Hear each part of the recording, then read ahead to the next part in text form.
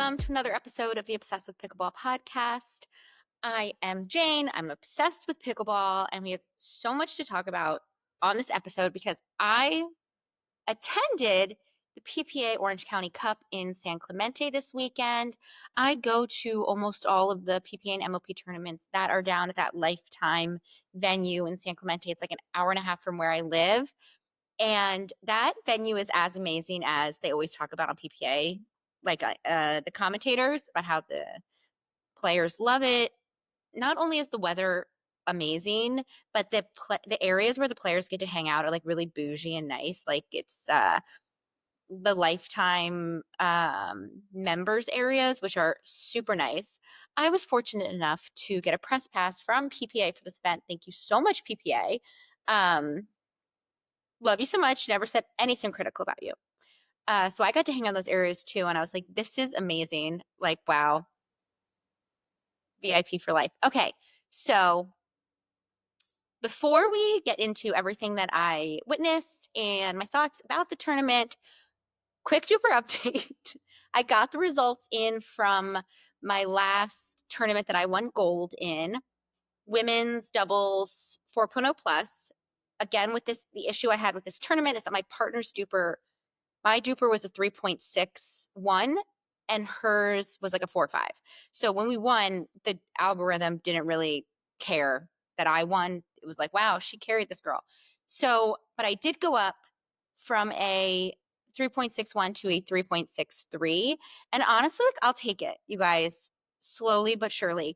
I was talking to my friend today because she was trying to, we were talking about who I can play with in a tournament on Sunday to try to like rig the DUPR system. Because the friend that I wanted to play with, who's a 3.2 but very good, isn't available this weekend. So she was like, oh, I played this tournament and my partner went up 0.3 and I only went up 0.1. I was like, 0.1 sounds amazing. Like 0.1 sounds amazing. I would love to go up 0.1. So if anyone has any suggestions, this weekend I'm playing women's doubles again, 4.5, with my partner with the insanely high DUPR. So who knows what's going to happen. And then I want to play mixed. I'm down to play 3.5 if I have a really low DUPR rated partner. But the problem there is that if I lose to another like team that's really good but has low DUPRs, then my DUPR is going to go down a lot. I've also haven't played a 3.5 tournament in like 4 years. Like, I don't know. So I'm thinking I get someone with a low DUPR and I play 4.0, and even if we lose, the matches that we win will hold more weight. I don't know, you guys. This is honestly like rocket science. Like, this is rocket science. You have to be a genius to crack this code. But I'll let you know what I decide to do. If you have any suggestions, please comment. Okay, guys, let's get into the PPA tournament. I literally just had to restart talking about everything because I got myself so confused. So this is going to take a long time for me to edit, but here we go. I head down on Friday, quarterfinal Friday. Quarterfinal Friday is the best day. Get there when you can. It's chill. It's relaxed. Head over to Grandstand. Do not waste your money on championship court. Grandstand has the better matches. They always put the top seeds on championship court, so you're going to have to watch Annalie and Anna Bright beat someone. You're going to have to watch Ben and Gabe, whatever, on the Anna Lee Waters and then play someone, and then J-Dub and Georgia play someone. And even though J-Dub and Georgia are my favorite team, their match wasn't that exciting. On the other hand, so quarterfinal Friday, I get down there a little bit late. I missed the singles, which is a shame because it was probably the most exciting singles matches of the weekend. Catherine Parenteau beats Kate Fahey. Huge upset. Connor Garnett comes back against Jack Sock in 2 games, which isn't the upset, but if you had watched the match, you'd probably be like, Jack is probably very upset. But I make it to the grandstand for the mixed doubles matches. That's what we got to do, guys. It's so much better because you're right there. You're right there in the action.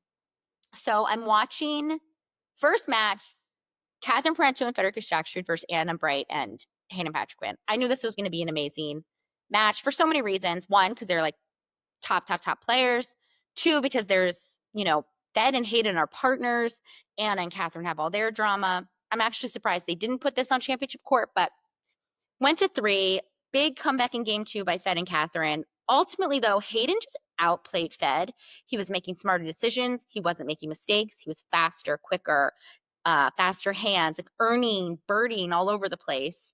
And Fed just wasn't being as aggressive as Hayden was being. Like there were times when I noticed times that Fed could have inserted himself and he didn't. But it's a really good match. And what I love about Grandstand is like you can really see how the players, how their emotions and their mental game is manifesting in that moment. So I was on the side of the court with Fed and Catherine when they had like a comeback in game 2 to win. And Athena was like right behind them, so kind of close to me. And so I could see the way they were like talking in between points and like plotting and things like this and how their energy would go up and down. And I felt like it was a kind of a learning moment. When they were locked in with each other and when they were being aggressive, they were winning. When they kind of lost the game plan or were being more passive, they would lose. So that was a fun match. But Hayden and Anna Bright were just the better team in that moment. Anna Bright didn't make any mistakes. She had a lot of good offensive moments. Hayden took almost every ball. Fed took most balls. Catherine got body bagged a lot. And even the people in the crowd were noticing. Also, Fed had a big cheering squad. Hayden had a big cheering squad. Hayden Patriquin and Anna Bright, definitely fan favorites.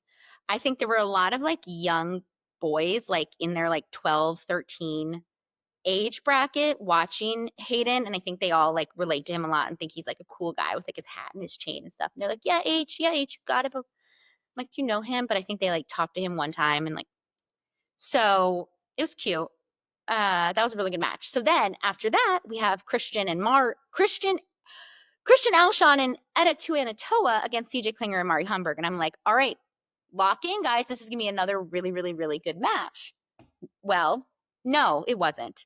CJ Klinger played so well. He just owned Christian Alshon. Like it looked like Christian was on the JV team and CJ was on the varsity team. They were able to come back a little bit in game 1. They were down 8-0 and came back and only lost like 7 or 8. And of course, Lee was on the bench being very like quiet. She doesn't really say much. And at the end, she's like, if you guys hadn't gone down 8-0, you win that match. And I was like, wow, that's why you pay her the big bucks. That's why she's covered in Gucci, guys. It's that wisdom. The Gucci was out of control this week. Chi-chi. The Gucci was out of control this week. The thing with her Gucci outfits is some of them are so cute and some of them are not.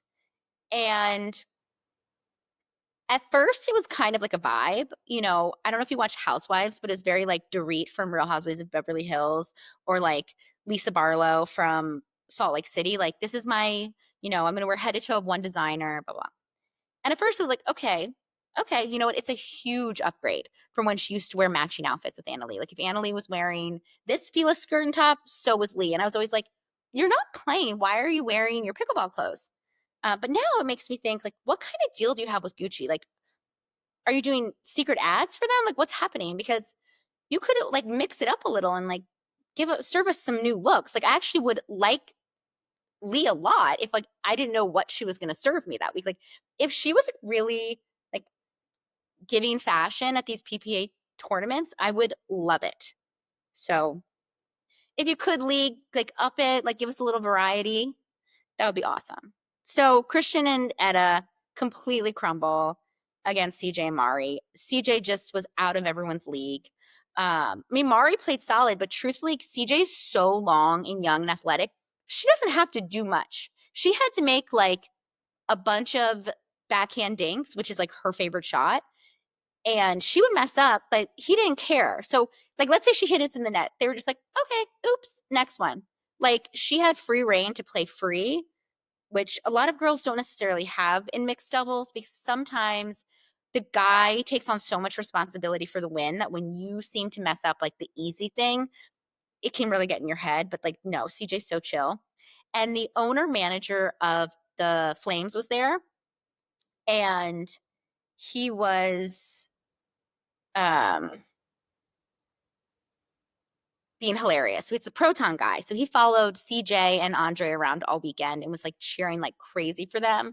Honestly, it was so funny to hear him cheer for CJ because CJ's such like he's just seems so young and naive and like kind of, this like little nerdy guy and just like wants to play pickleball. And then he has like this crazy hype man who looks like an ex like Sigma Chi or something. And I just loved it. It's a great juxtaposition. Hilarious. So they win. Big win for them. So yeah, this is the quarterfinals. In the morning, we have a lot of big singles upsets. Kate and Catherine. Connor Garnett coming back on Jack Sock. Great mixed matches on Grandstand. I could have gone to Championship Court, but then I would watch Ben and Annalie win theirs or Jada and Georgia win theirs. Not that exciting. Women's doubles comes out. Catherine and Rachel beat the Brashas. And then what is a good was a good match is Mari Humberg and Megan Dizon beat Jesse Irvin and Jake Kawamoto. That was a good win for them, helping them go to semifinal Saturday. Obviously, Annalie and Anna Bright make it, and then Tyra and Paris make it. Now and then you have the big four of the men all going to semifinal Saturday. J-Dub, CJ, Federico Stackstrom, Hayden Patrick Quinn, Ben Johns, Gabe Tardio, and Christian Alshon and Andre Descu. This is not surprising, predictable. I think we're going to see that for a while with maybe like a big upset here and there. I would have loved to see Declan and Dylan play this tournament, but Declan got COVID. So yeah, that set us up for championship. That set us up for semifinal Saturday in like pretty predictable fashion in that sense. Now, I'm going to talk about it later because I really want to get everyone's opinions about seat saving. I had my first interaction on quarterfinal Friday. I was there by myself, just little of me, minding my business. It's starting to get dark. It's towards the end of the day. I want to see the end of, honestly, I don't remember who was playing. This is how traumatized I am. I went down. I thought it's so crowded, you guys. I remember when, like, it would be embarrassing on Fridays because there would be no one in the stands when it was on TV. And when it started to get a little later in the day, the stands would be empty at these tournaments. And now, when I arrived for quarterfinal Friday in the afternoon, the line for the shuttle was like as long as I've seen. And that was insane. And then, like, Championship Court was crowded the whole day. So at the end of the day, I go down and I think I see a space that I can sit in. I'm like, oh, okay. So I run down and I go to sit in it. And then one of the PPA people's like, oh no, you can't sit here. Do you see this piece of tape? It's too close to the camera. I was like, obviously, no, I didn't see the piece of tape from up there. So I'm like, oh, okay, no worries. But I turn and I see the huge pole that's like right in the middle of everything, right across, like, same spot as the net, ref standing in front of it, camera standing in front of it. You can't see anything from here. I'm like, I'm just going to sit here and like wait till the end of the game. And then I'm going to go. So I go in and I sit. I'm telling you guys, like, nobody would want to sit in this spot. And I'm sitting down. I'm like, okay, great. I'll just sit here, like, rest up a little before I leave. I hear this guy say, were you sitting here before? And I turn and I'm like, no. I was like, is someone else sitting here? And he's like, no, but like these kids were here. And I turned to my left. Stop. I turned to my left and there's these two little kids, like 4 and 5 years old, maybe 6, small. And there's enough space next to me for 4 adults. And I'm like genuinely perplexed. And this is happening so fast. And there's like people around and the game's happening. I'm like, is this whole area not enough space for them? And I think he was very like taken aback that I would kind of like question what he's saying. And he's like, I mean, I guess it's just like, they were here. I'm like, they were. I was like, I think there's space for all of us. Like, they weren't there when I sat. It's not like I pushed a kid away. Crazy. And then I had this moment of realization where I was like, he knew I wasn't sitting here before. Like, so when he was like, were you sitting here before? Like, so passive aggressive. Like, it is the end of the day. There's so much space for all of us. Relax, sir. And this is a pattern that was happening throughout the weekend of people not being in the sharing mood when it came to seating space on championship court, but we will get to that later. Semifinal Saturday comes around. So many good matches. What do we have? We have Catherine beating Brooke Buckner. Yuta Castillo does really, really well against Annalie Waters. Hunter and Fed both progress to Championship Sunday. Big H and Anna Bright play against Annalie Waters and Ben Johns, and they take them to 3, and it is a tough game. Hayden and Anna could be a really good team, but they're a little streaky. They're just streakier than the Johnsons. I think the Johnsons beat them 4 out of 5 times. And I don't know if Big H and Anna can beat Ben and Annalie. I think ultimately, like, Hayden's height is a little bit of a detriment to him in mixed compared to like when you see Deckel. Hayden is so athletic, like he'll Ernie or Bert or move around the court like crazy, like suddenly he's just there. But Deckel doesn't have to move to Ernie. He's already there. He could be on one side and one step he's on their side. So what I'm saying is that Anna has been able to beat Ben and Annalie with Andre and with Deckel. And I think clearly like they just have insane height, which is really helpful in mixed. And then the Johnsons win, they advance. Annalie Waters and Anna Bright, they advance against Mari and Megan. Mari and Megan try their best, but it doesn't look really competitive. Like they have moments where they're playing really well, but you can just like tell the vibe, like, okay, this isn't going to happen. Then we have Fed and Hayden beating J-Dub and CJ. And then, which is, I wasn't sure which way that one would go. I think that all comes down to honestly, like Fed and J-Dub are both like either amazing or like, come on guys, lock in. And then Ben and Gabe beat Christian and Andre. Guys, Christian is not locked. He's not dialed. He's not playing his best. He did not have a great tournament, like mentally. When I was watching, I was like, what are you doing? You're making so many errors. Like, get it together. And we saw him be the same way at the last MLP tournament that he was playing in. Like, he just wasn't delivering what we were all kind of starting to think Christian Alshon would deliver. So that sets us up. Oh, final match to talk about on that day is Catherine Parento and Rachel Rohrabacher against Paris Todd and Hurricane Tara Black. Now, I didn't know how much I would love the Rachel-Catherine partnership as much as I do. And the reason why I think I love them so much is like they both just seem to be playing so free. It must be nice to no longer be in a partnership. Chichi, you're crazy. My cat needs a lot of attention. Stop. To be in a partnership where everyone's looking at you like how are you going to mess this up? Because it's not going to be your partner. You're being crazy. I don't think that Rachel experienced it as badly as Catherine did, but you can see in Catherine's body language, in everything. She's smiling, she's having fun. Like she loves playing with Rachel. I think they both respect each other a lot, but I think Catherine also like gets to be a little bit of the more aggressive one rather than the defensive one. And I think that must be really fun for her.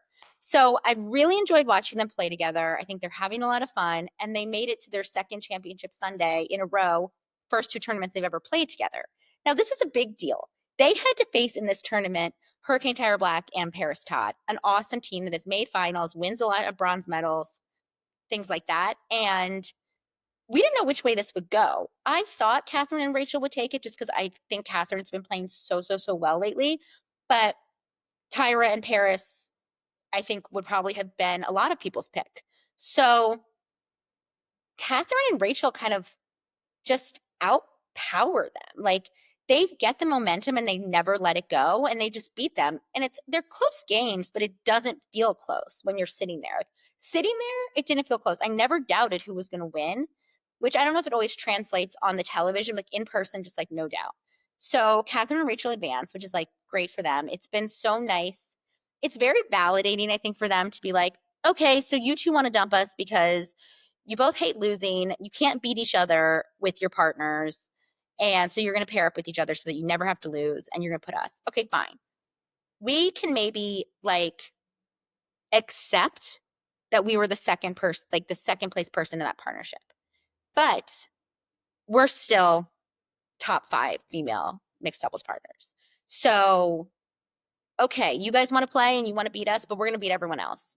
And that must feel really good because it could have gone very differently. They could have come out and been a mess and then been like validating why Anna and Anna Bright, Anna Lee and Anna Bright left them. I don't know. It's been I don't know, fun to watch underdogs like have fun. And I think also like they have nothing to lose. Like when they play Anna Lee and Anna Bright and they lose, I feel like they're like, okay, we played our best. Like we're gonna keep trying, like our second time playing together, and we're just gonna do our best. So good for them. They make it to another championship Sunday. We have it all lined up. Okay, next day comes around and it is packed like crazy. We end up having very predictable results. Annalie Triple Crowns. Wow, another tournament I attend where Annalie Triple Crowns. Love it. Hunter Johnson just takes care of business against Fed, plays insane pickleball. And then Ben and Gabe beat Hayden and Fed in 5, tight match. We're seeing again in that situation Ben showing that Ben knows how to win. Winners win. Ben wins. And I'm not saying this is like, oh, any hit on Gabe or Hayden or Fed, but he just knows how to win. It's like crazy. And then Annalie and Ben beat Jada and Georgia in 3 pretty easily. And then same with Anna Bright and Annalie Waters. That being said, second game of the Annas versus Catherine and Rachel was really close. There was a real moment that I thought Catherine and Rachel could take that second game. But anytime that they would give away 2 points, they had to fight for every point, and then they would give Anna and Annalie would just steal a couple. Like they were never pressed. They knew that they were going to keep making the plays, and Rachel and Catherine were going to have to be perfect. And it's hard to be perfect for the entire game. I don't think we're going to see them play together again for a while, but I do think if they continued to play together, they would start getting games off of Anna Bright and Anna Lee. There were still like a lot of middle issues between them. Like there were still times when they would get confused what's going on in the middle. So I think they would clean that up a little bit. And I think they were able to kind of pick apart some weaknesses in the 2 other girls. Like they knew when Anna Lee was going to speed up middle. And there were times when they could force mistakes out of Anna Bright. So it could have happened, but it didn't. Now, this is what I really want to get into when it comes to this PPA tournament. This is one of my biggest takeaways. This seat saving. Guys, I am so shook by this. It was like all I talked about on the car ride home. So Friday night, I have that altercation with that guy that really was so weird to me because I'm just not used to people speaking to each other that way, like in a very like passive aggressive way that is aggressive, right? Like it was just weird. And I kept being like, I don't understand anything that just happened because of how much space there was. It was so unnecessary. So fine. Saturday, I end up watching my friends a lot play. So I was kind of moving around and not really sitting too much, going back and forth all around. Championship Sunday, so freaking crowded. I don't have any friends playing. There's no grandstand to watch. There's nothing going on. So I'm spending a lot of time on championship court. And what has happened now is that people have started saving seats as if we're at like some concert that you get there early for and save your seat and then sit at the concert. Not a full day event where you're coming and going to your seats and people are waiting for spots. Here's the difference between, like, let's say you go to like a music festival and you save your spot. There are other spots for people. There's a limited amount of space on championship court where people can go, and there are that many people there now. So what we have is a couple things. People showing up early and putting down towels and bags and just keeping them there the entire day. Crazy. And there are these new chairs. So it used to be that people would bring to like football games with bleachers, like you'd have your little seat in your little back. Uh, and what they've developed, I've noticed, is like the recliner version of that in the sense that it's massive. These very large black chairs that you can sit in. And so let's say that four of them are next to each other. It's the same amount of space six or seven adults could sit, is now taken up by four people. Okay. And it's definitely like a certain age bracket that is carrying these chairs. So people come early, they set their chair up with their towel and a cooler, and they put it on the court and they're ready to watch the entire day. Fine. If you get there early and you set up your spot and you sit and watch all day, good for you. Like, honestly, support you. We're probably friends. But what people are doing is they're setting their stuff up and leaving for full matches, if not longer, and just leaving their chair there. That's so crazy to me. Like, I would never do something like that. Other people also paid for courtside, and you're missing an entire match. I think if you want to go get food, if you want to go to the bathroom, if you want to go see one of your friends and your other friend is saving your spot, fine. But you cannot leave your space and like go away for an hour and then come back. Crazy to me. So we go down to Championship Court on Saturday, and I have some, on Sunday, and there's like no space. We find two spots like above and below each other, not next to each other. Sit down. I turn to the right, and there's so many spaces saved. It's like 8 people worth of spots are just like bags and towels. I'm like, okay, fine, whatever. I sit there. Next to me is a towel with like a huge purple Selkirk bag and another really nice pickleball bag that I can't remember. And I'm like, who's leaving their nice bags here? Like, anyone could just come and take your bag. What are you thinking? So I'm like, okay, they must be coming right back. We watched the entire match. I can't remember who it was because I was so flabbergasted. But it was like 5 games, like something crazy. Actually, I only think like one went to 5, so I don't think it was that. But a whole match we watch, and they don't come back. Like, that's weird. So then we leave to like get food or something. We're walking around. I look down. Bags are still there with no people. So now you're leaving for 2 matches and your stuff's still there. I'm like, that's crazy. But whatever. So it's the end of the day, final match of the day, Catherine versus Annalie in singles. The final match of the day. Okay. There's no matches after this. So we can't really find any place to sit, but I want to watch the rest. So I look down and I'm like, oh, we can go sit like right by Catherine's bench. There's like a little corner. We can fit there. We'll just squeeze in right there. So we go down and we squeeze and we're watching. And I turn to my right and there's one of these big black chairs with like a towel on it. And an elder gentleman next to that one sitting there. And at this point, it's hot. I'm tired. It's been a long weekend. I'm just so confused by this whole situation. He says something about the match. I'm like, yeah, blah. And I just turn, I'm like, is someone sitting here? He's like, oh yeah, she's just working. I'm like, what do you mean working? Oh, it's her shift. I'm like, wait, what?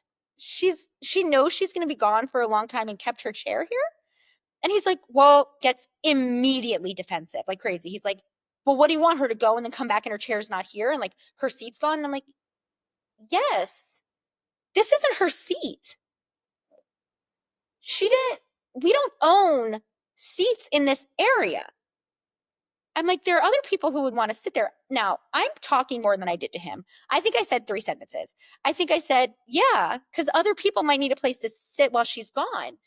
And you guys, a switch flipped. Like, I am haunted by it.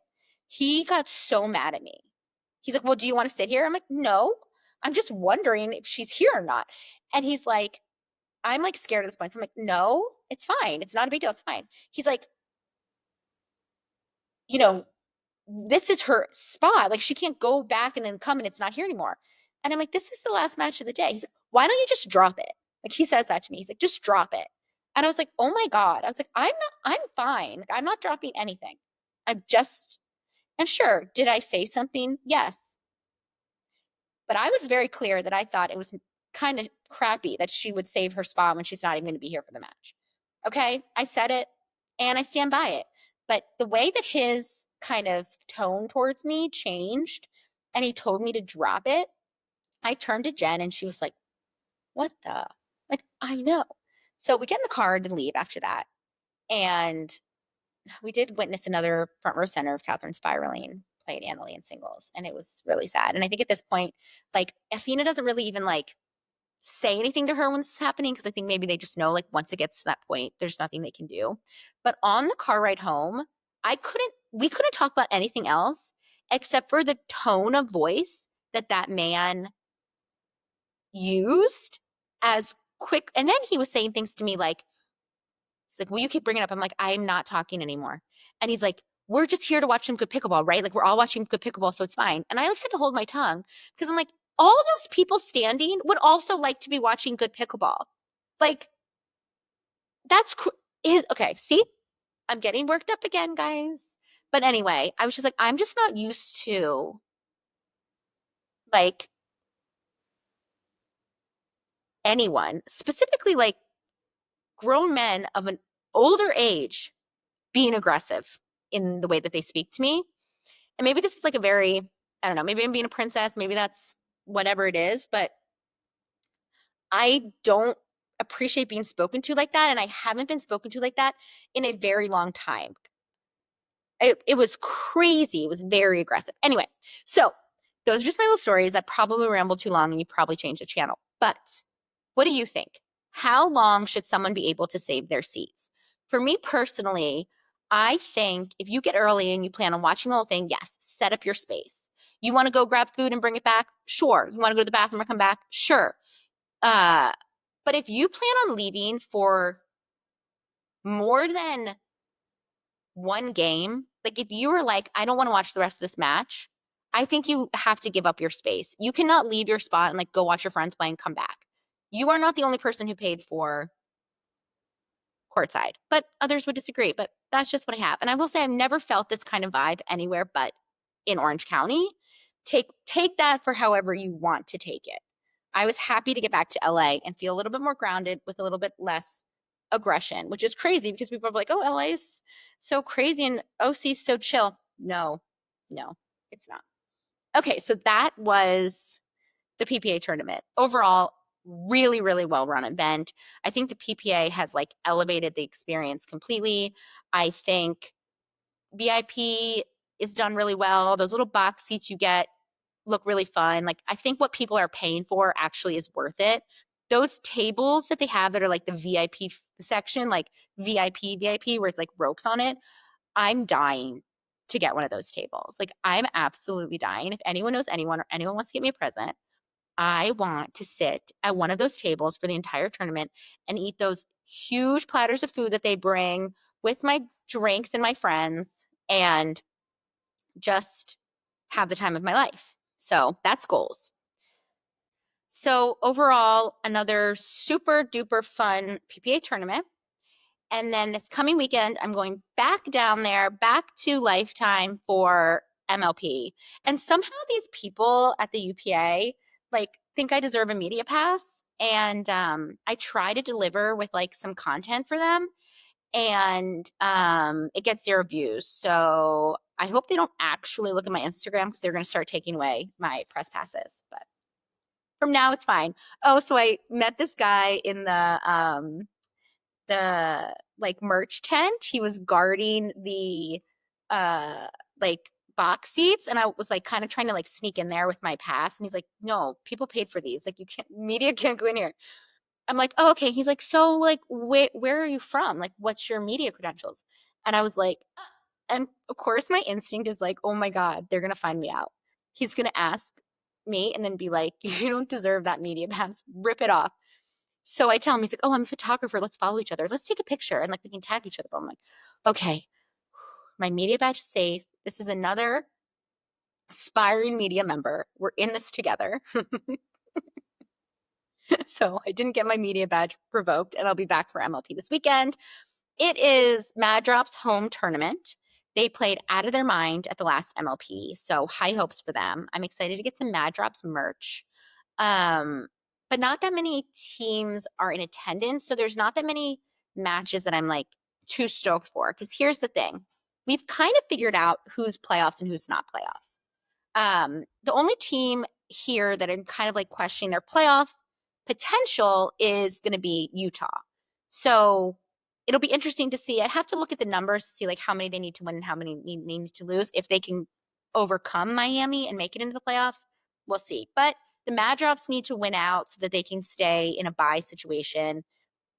Same with, but they're going to be facing Columbus Sliders and Brooklyn Pickleball Team.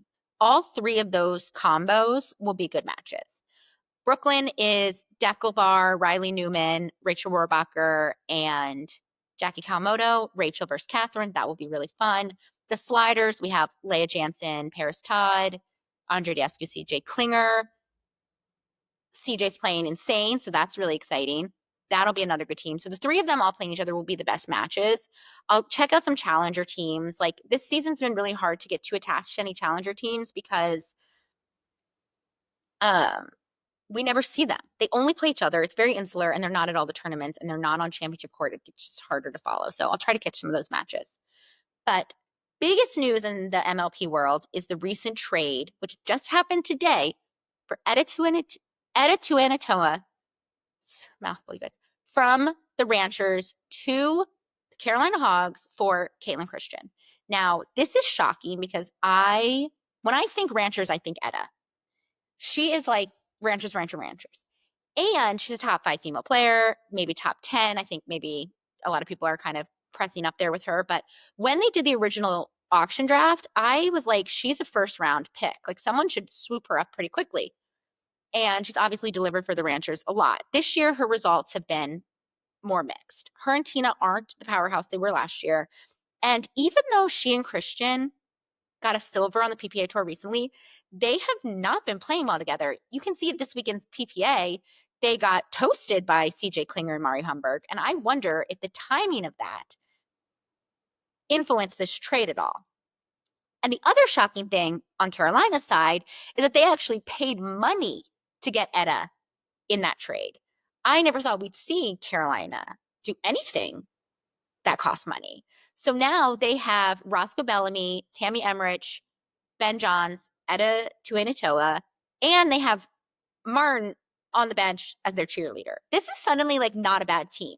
Now, I'm about 99.99% sure that they can no longer make the playoffs, but I think maybe they're just like, but we have egos and we have pride, and being this bad is not fun anymore. Like, let's try to win some matches. And I can respect that. Like, just let's try. And I think Ben is tired of losing.